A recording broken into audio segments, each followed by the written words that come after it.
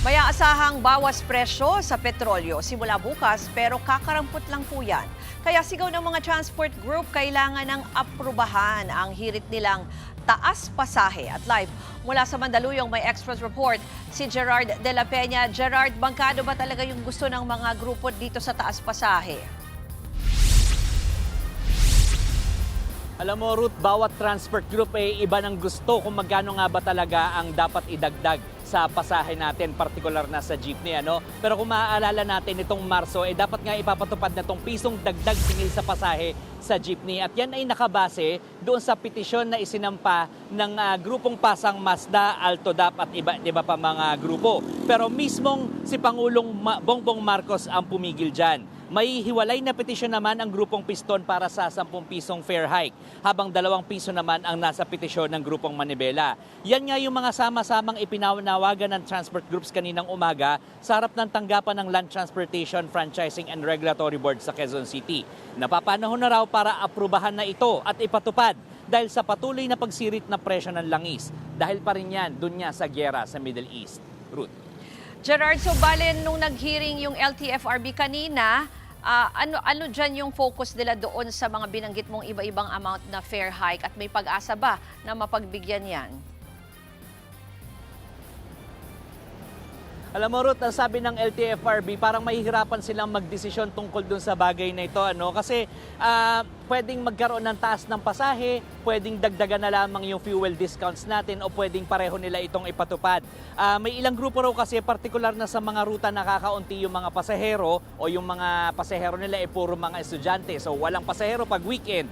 Mas gusto nilang taasan na lang yung fuel discount. Sa ngayon kasi 10 pesos pa rin ang diskwento sa kada litro ng langis para sa mga tsuper.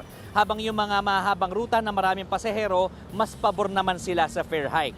Sa huli, ayon sa LTFRB, magbibigay sila ng rekomendasyon sa Department of Transportation ngayong linggo para sa pansamantalang pagtataas ng singil sa pasahe habang dinidinig pa itong mga petisyon.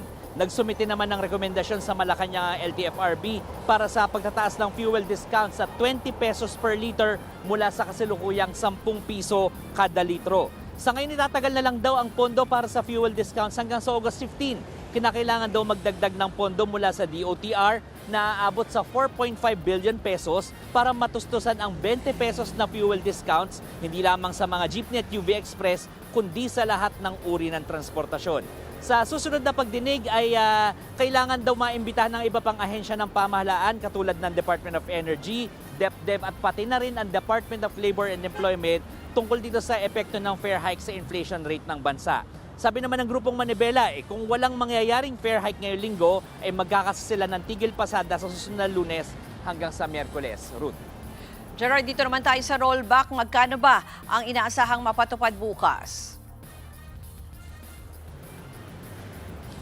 Ruth, ayon sa Department of Energy ay magkakaroon ng rollback sa kada litro ng gasolina na aabot sa 73 centavos. Sa diesel naman ay 60 centavos, habang sa kerosene ay 2 pesos and 9 centavos per liter. Ang sabi ng Department of Energy, magiging malikot pa rin daw talaga ang presyohan habang wala pang napapagkasunduan ng US at Iran na sa ngayon ay nagkakagulo pa rin dyan sa Middle East.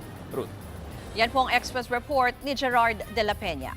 Mga kapatid, Ruth Cabalpo, para sa mabilis na pasada ng mga balitang dapat niyong malaman, mag-follow at mag-subscribe sa social media pages ng News 5.